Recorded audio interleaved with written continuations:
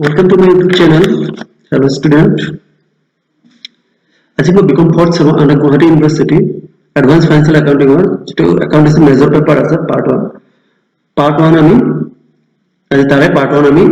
আলোচনা কৰিম। Previous year question কিছুমান আছে, সেই প্ৰিভিয়াছ ইয়াৰ কুৱেশ্যন কিছুমান পাৰ্ট ওৱান আমি আলোচনা কৰিম। তো ষ্টুডেণ্ট, আশা কৰিছোঁ তোমালোকে ভিডিঅ'টো সম্পূৰ্ণকৈ চাবা, ফ্ৰেণ্ডছৰ মাজত তোমালোকে শ্বেয়াৰ কৰিবা ভিডিঅ'টো। তো let start. One mark question হয় স্টুডেন্ট, এখানে ওয়ান মার্ক কোয়েশ্চন আমি আলোচনা করিম আজি। মোস্ট ইম্পর্টেন্ট হয় প্রিভিয়াস ইয়ার কোয়েশ্চনস যেটো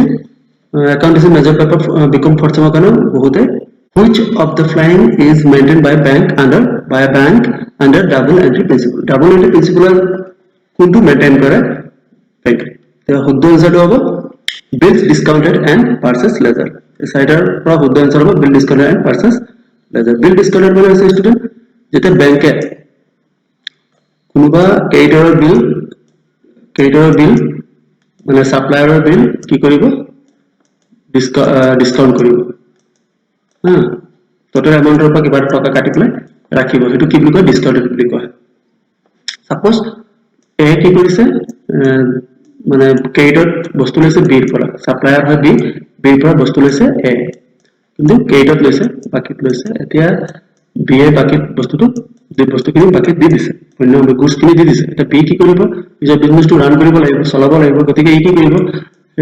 গোটেই টকাটো বেংকৰ ওচৰত যাব যে মোৰ বিজনেছ এতিয়া চলাবলৈ নাটনি আছে, পইচা লাগে, মানে বিজনেছ চলাব পৰা নাই। এতিয়া বি এ কি কৰিব সেইখিনি যিমান টকা আছে, সাপোজ 100 টকাটো কি কৰিব বেংকত গৈ পেলাই কি কৰিব ডিসকাউন্ট কৰিব। তো বেংকে এটা পাৰ্সেন্টেজ সাৰ্টেন পাৰ্সেন্টেজ এটা 10% কি কৰিব 100 টকা 10% কাটি ৰাখিব। 10% যদি থাকে 10% এটা ডিসকাউন্টিং ৰেট এটা থাকে সিহঁতৰ, সেই ৰেটৰ কি কৰিব কাটি দিব। এটা মানে কি কৰিব বেংকে কি কৰিব সেই টকাটো ক্ৰেডিটৰক দি দিব। 90 টকা কিমান টকা দিব 90 টকা দিব, আৰু 10 টকাটো কোনে ৰাখিব বেংকে ৰাখিব। এই 10 টকাটো বেংকৰ কাৰণে কি ডিসকাউন্টিং বুলি কোৱা হয়, বিল ডিসকাউন্টেড। মানে বিল অফ এক্সচেঞ্জ যেটো বনে এই বিল অফ এক্সচেঞ্জটো কি কৰে ডিসকাউন্ট কৰে, এইটো হয় বিল ডিসকাউন্টেড। আৰু পাৰচেজ কিয় কোৱা হয় কাৰণ বেংকে এই বিলটো কিনি লয়, গতিকে এইটো পাৰচেজ বুলি কোৱা হয়। ষ্টুডেন্ট আশা কৰিছোঁ এক নম্বৰ কোৱেশ্যনটো তোমালোকে বুজি পাইছা। তো আমি পৰপৰা 2 নম্বৰ কোৱেশ্যন লৈ আহিছোঁ। 2 নম্বৰ কোৱেশ্যনত কি কৈছে a bank is required to show investment in India under classification, fill in the blanks, selecting the correct option from below 2, 4, 5, 6। ইয়াৰ শুদ্ধ আনসাৰ হ'ব 6। তো বেংকে যেটা ইনভেষ্টমেন্ট শো কৰে মানে ইনভেষ্টমেন্ট দেখাব লাগে, তো বেংকে যেটো ইনভেষ্টমেন্ট ইন ইন্ডিয়া যেটো দেখাব লাগে আন্ডার কেইটা ক্লাসিফিকেশনত আছে, মানে সেইখিনি আন্ডার কেইটা ক্লাসিফিকেশনৰ ভিতৰত দেখুৱায়, মানে কেইটা আছে 6টা ক্লাসিফিকেশনৰ ভিতৰত কি কয় ইনভেষ্টমেন্ট ইন ইন্ডিয়া দেখুৱায়। এটা কথা হ'ল কি আমি আগত যেটো পাইছিলো বিল ডিসকাউন্টেড মানে বিল ডিসকাউন্টেড এন্ড পারচেজ যেটো আছে বিল ডিসকাউন্টেড এন্ড পারচেজ, এইটো ক'ত দেখুৱা হয় এইটো আমি যেটো এইটো এডভান্সেস যেটো আছে ব্যালেন্স শিটত এডভান্সেস বুলি এটা এইটো থাকে, কি কয় ব্যালেন্স শিটত এডভান্সেস বুলি এটা আইটেম থাকে। ব্যালেন্স শিটত তাৰ শিডিউল 9 মানে ব্যালেন্স শিট যেটা বেংকৰ ব্যালেন্স শিট বনোৱা হয় তাৰ শিডিউল 9ত বেংকৰ ব্যালেন্স শিটৰ শিডিউল 9 এডভান্সেস যেটো আছে এডভান্সেসৰ ভিতৰত বিল পাৰচেজ এন্ড ডিসকাউন্টেড তাত শো কৰোৱা হয়। লাইক এইটো যেটো শো কৰা হয় তেনেকুৱা এইটো যেটো ইনভেষ্টমেন্ট আছে ইনভেষ্টমেন্ট 8 নম্বৰ শিডিউলত দেখুৱায়। কিমান নম্বৰত দেখুৱায় ষ্টুডেন্ট 8 নম্বৰত দেখুৱায়। 8 নম্বৰ শিডিউলত ইনভেষ্টমেন্ট দেখুওৱা হয়, ডিসক্লোজ কৰা হয়, আৰু তাক দুটা ডাঙৰ ব্ৰড হেডত ভাগ কৰা হৈছে। ইনভেষ্টমেন্ট দুটা ভাগত ভাগ কৰা হৈছে। ইনভেষ্টমেন্টক কি দুটা ভাগ হয় ইনভেষ্টমেন্ট ইন ইন্ডিয়া আৰু এটা আছে ইনভেষ্টমেন্ট আউটসাইড ইন্ডিয়া। ষ্টুডেন্ট মই এই যেটো ইনভেষ্টমেন্ট ইন ইন্ডিয়া তাৰ 6টা ভাগত ক্লাসিফিকেশন কৰা হৈছে, এইটো তোমালোকৰ ওচৰত অলপ ক'ব ওলাইছো। 6টা তোমালোকে নোট ডাউন কৰি ল'বা। গভৰ্নমেন্ট এক নম্বৰ হ'ল গভৰ্নমেন্ট সিকিউৰিটিজ, 2 নম্বৰ হ'ল আদাৰ এপ্ৰুভড সিকিউৰিটিজ, 3 নম্বৰ হ'ল শেয়াৰ্স, 4 নম্বৰ হ'ল ডিবেঞ্চাৰ্স এন্ড বন্ড, 5 নম্বৰ হ'ল সাবসিডিয়াৰিজ এন্ড জয়েন্ট ভেঞ্চাৰ্স, 6 নম্বৰ হ'ল commercial paper or unit of mutual fund. এইখিনি হ'ল 6টা ভাগত ভাগ কৰিছে ইনভেষ্টমেন্ট ইন ইন্ডিয়া যদি ইনভেষ্টমেন্ট কৰে বিনিয়োগ কৰে তাক 6টা ভাগত ভাগ কৰা হৈছে। আৰু এটা আমি ভাগ পাইছিলো কি আউটসাইড ইন্ডিয়া, তাক 3টা ভাগত ভাগ কৰা হৈছে। শিডিউল 8 ব্যালেন্স শিটৰ যেটো শিডিউল 8 আছে শিডিউল 8 ইনভেষ্টমেন্ট বুলি এটা আইটেম দেখুৱা হয় এসেট সাইডত শিডিউল 8 শিডিউল 8 ইনভেষ্টমেন্ট বুলি এটা আইটেম দেখুৱা হয় ব্যালেন্স শিটৰ এসেট পক্ষত সাইডত যেটো দুটা ভাগত ভাগ কৰা আছে ইনভেষ্টমেন্ট দুটা হল এটা ইন ইন্ডিয়া হলে ছটা ইনভেষ্টমেন্ট ইন ইন্ডিয়া হলে ছটা ভাগত ভাগ কৰা আছে কোন ইতিমধ্যে ছটা কি আৰু আউটসাইড ইন্ডিয়া হলে তিনটা ভাগ কৰা তিনটা কি হ'ব স্টুডেন্ট মই কৈছো তোমালোকে নোট ডাউন কৰি লবা গ্ৰুপ সিকিউৰিটিজ এক নম্বৰত এটো আগতো আছিল গ্ৰুপ সিকিউৰিটিজ দুই নম্বৰত সাবসিডিয়াৰিজ এন্ড জয়েন্ট ভেঞ্চাৰ্স আৰু তিন নম্বৰত হ'ব আদাৰ স্পেসিফাইড যেবিলাক হ'ব এখিনি আহিব তো আশা কৰিছো স্টুডেন্ট তোমালোকে বুজি পাইছা এখিনি তো নেক্সট কোৱেশ্চন আছে student 3 number from the point of view of the insurance company which had gone for reinsurance the amount of claim to be borne by the insurer because borne by the reinsurer is term is this মানে আকৌ কোৱা আছে students question কি কৈছে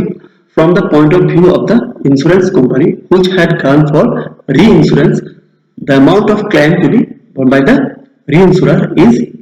term is this yes sir claim cover under reinsurance মানে reinsurance যেটো claim cover insurer যেটো claim borne by the insurer যেটো claim cover কৰে এটো under reinsurance আগত claim cover বুলি কয় তাক কি বুলি কয় claim cover বুলি কয় under reinsurance তো next এটা কথা ইয়াতে স্টোরি তোমাকে জানা নাই রিইন্সুরেন্স মানে কি রিইন্সুরেন্স মানে আছে এটা কোম্পানি অলরেডি ইন্সুরেন্স লৈছে এ সাপোজ এ কি কৰিছে বি তাত ইন্সুৰেন্স কৰি লৈছে বি কোম্পানি তাত ইন্সুৰেন্স কৰি লৈছে এ তো বি কি কৰিলে এ যিখিনি আছে এই ৰিস্ক হাই হয় যিখিনি ইন্সুৰেন্স কৰিব হেভি ৰিস্ক আছে মানে হেভি ৰিস্ক আছে আৰু বিয়ে ভাবিছে কি ভৱিষ্যতে এখিনি যদি ইন্সুৰেন্স কৰো তেতিয়াহলে মোৰ লস হ'ব পাৰে তেতিয়াহলে কি কৰিব বিএসসি আৰু কোম্পানি আছে কোম্পানি তাত কি কৰিব ইন্সুৰেন্স কৰিব মানে কোম্পানিৰ তাত ইন্সুৰেন্স যদি কৰে এটো ৰিইন্সুৰেন্স বুলি কয় আশা কৰিছো স্টুডেন্ট তোমালোকে বুজি পাইছা নেক্সট 4 নম্বৰ কোৱেশ্চন আছে any interim bonus paid by an insurance company to the policy holders is shown in this accounts fill in the blanks আমি এটো কি কৰিব লাগে খালিটা পূৰ্ণ কৰিব লাগে যেতিয়া any interim bonus মধ্যভাগত যেটা বোনাস দেয়া হয় মধ্যকালীন যেটা বোনাস দেয়া হয় ইন্সুরেন্স কোম্পানি যেটা বোনাস দিয়ে কাট দিয়ে পলিসি হোল্ডারক এটো কোড দেখুৱা হয় এটো দেখুৱা হয় ৰেভিনিউ একাউন্টত স্টুডেন্ট তোমালোকক ইয়াতে কথা এটা তোমালোকে মনত ৰাখিবা কথাটো বহুত ইম্পৰ্টেন্ট হয় ইন্সুৰেন্স কোম্পানি এলআইসি আৰু জেনাৰেল মানে এলআইসি আছে আৰু জেনাৰেল ইন্সুৰেন্স আছে তোমালোকে জানা সেই এলআইসি আৰু জেনাৰেল ইন্সুৰেন্স তেওঁলোকৰ একাউন্টস বিলাক মেইনটেইন কৰে মানে ফাইনাল একাউন্ট বনায় মানে যেতিয়া হতে at the end of the financial year হতে যেতিয়া একাউন্টস বনাব তেতিয়া ফাইনান্সিয়াল স্টেটমেন্ট বনাব মানে ফাইনাল একাউন্ট বনাব তেতিয়া হলে ফাইনান্সিয়াল স্টেটমেন্ট যেতিয়া বনায় তেওঁলোকে তিনিটা ফরম্যাট ইউজ কৰে তেওঁলোকে তিনিটা ফৰম্যাট ইউজ কৰে ইন জেনাৰেল যেনেকা বেলেগো ইউজ কৰে কিন্তু তাতছে অলপ বেলেগ হয় এটো কেনেকা সিস্টেমত এটা বেলেগ ৰেভিনিউ একাউন্ট তেওঁলোকে বনায় কি একাউন্ট বনায় ৰেভিনিউ একাউন্ট তো ৰেভিনিউ একাউন্ট কাৰ কাৰণে বনায় স্টুডেন্ট ৰেভিনিউ একাউন্ট বনায় পলিসি হোল্ডাৰৰ কাৰণে ৰেভিনিউ একাউন্ট বনায় কাৰ কাৰণে মনত ৰাখিবা স্টুডেন্ট কাৰ কাৰণে পলিসি হোল্ডাৰ যিজনে পলিসিটো কৰে তেওঁৰ কাৰণে কি কৰে ৰেভিনিউ একাউন্ট বনায় সেকেন্ডলি হতে প্ৰফিট এন্ড লস বনায় হতে কি এটা বনায় ফরম্যাট প্রফিট এন্ড লস বনায় এই প্রফিট এন্ড লস টো যেটো ফরম্যাট বনায় এইটো কাৰ কাৰণে বনায় শেয়াৰ হোল্ডাৰ বিলাক যে থাকে শেয়াৰ হোল্ডাৰ বিলাক তেওঁলোকৰ কাৰণে বনায় ঠিক আছে নেক্সট আৰু এটা ব্যালেন্স শিটত গমে পাইছে স্টুডেন্ট তোমালোকে তাত কি দেখুৱা হয় কিন্তু নকলে হ'ব তোমালোকক তো ব্যালেন্স শিট মানে তিনটা ফরম্যাট তেওঁলোকে ইউজ কৰে ব্যালেন্স শিট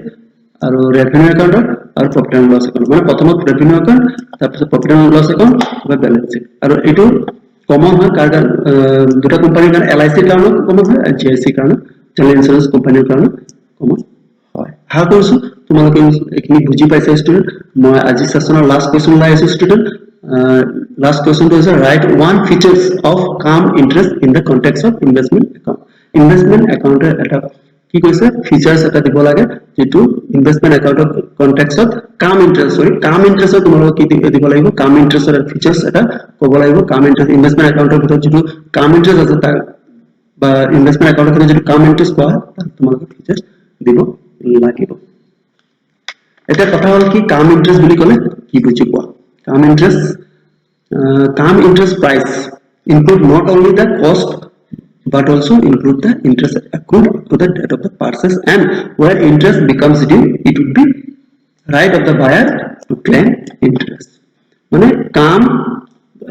দুটা টাইপৰ আছে ইন্টাৰেস্ট যেতিয়া ইন্টাৰেস্ট বুলি কৈছে ইন্টাৰেস্ট আৰু এটা আছে কি মানে মনত ৰাখিবা এটো যেটো ইন্টাৰেস্টৰ কথা কৈছে এটো ইনভেস্টমেন্ট তোমালোকৰ বিকম ফৰ্থ চেমৰ যেটো এডভান্স একাউন্টিং বা এডভান্স ফাইনান্সিয়েল একাউন্টিং আছে তাত এটা চ্যাপ্টাৰ আছে ইউনিট আছে ইনভেস্টমেন্ট একাউন্ট বুলি এটা চ্যাপ্টাৰ আছে তাতে ইনভেস্টমেন্টত কাম ইন্টাৰেস্ট বা কাম ইন্টাৰেস্ট আৰু এক্স ইন্টাৰেস্ট বুলি টাৰ্ম আছে most important very most important পৰীক্ষাত আহে কেতিয়াবা পাৰ্থক্য আহে হ্যাঁ স্টুডেন্ট কেতিয়াবা পাৰ্থক্য আহে কাম ইন্টাৰেস্ট আৰু এক্স ইন্টাৰেস্টৰ মাজত পাৰ্থক্য আহে কাম ইন্টাৰেস্ট আৰু এক্স ইন্টাৰেস্টৰ মাজত কেতিয়াবা পাৰ্থক্য very most important exam point of view এনো আহে লং কোৱেশ্চন সিস্টেমটো আহে ডিফাৰেন্স লিখিবলৈ বা সমুটো কাৰ নোট লিখিবলৈ আহে সমুতে তেনেকুৱা সিস্টেমটো আহিব পাৰে তো ইয়াত যেটো আহে কাম ইন্টারেস্ট বা এক্স ইন্টারেস্ট এই ইন্টারেস্ট বুলি ক'লে আমি কাক বুজাও যে ইনভেস্টমেন্ট ডিবেঞ্চাৰ হোল্ডাৰ বিলাকে যেটা ইনভেস্ট কৰে তাক ইন্টাৰেস্ট দিয়া হয় আৰু মানে ক্ৰেডিটৰ হয় ডিবেঞ্চাৰ হোল্ডাৰ সদায় ক্ৰেডিটৰ বুলি গণ্য কৰা মনত ৰাখিব আৰু বন্ড হোল্ডাৰক কি কৰা হয় ইন্টাৰেস্ট প্ৰভাইড কৰা হয় কিন্তু কাক আমি ডিভিডেন্ড প্ৰভাইড কৰো আমি মানে কোম্পানীয়ে ডিভিডেন্ড প্ৰভাইড কৰে কাক ইকুইটি শেয়াৰ হোল্ডাৰ আৰু প্ৰিফাৰেন্স শেয়াৰ হোল্ডাৰ কি কৰে কোম্পানী ডিভিডেন্ড প্ৰভাইড কৰে ঠিক আছে এটা কথা হ'ল কি ডিভিডেন্ড প্ৰভাইড কৰে তেওঁলোকৰ ক্ষেত্ৰত এক্স ইন্টাৰেস্ট নহব শেয়াৰ হোল্ডাৰৰ ক্ষেত্ৰত মানে ইকুইটি শেয়াৰ প্ৰিফাৰেন্স শেয়াৰ হোল্ডাৰৰ ক্ষেত্ৰত তেতিয়া ইন্টাৰেস্টৰ কথা নাহিব তাত ইন্টাৰেস্ট বুলি কোৱা নহয় তাত কি হ'ব কাম ডিভিডেন্ড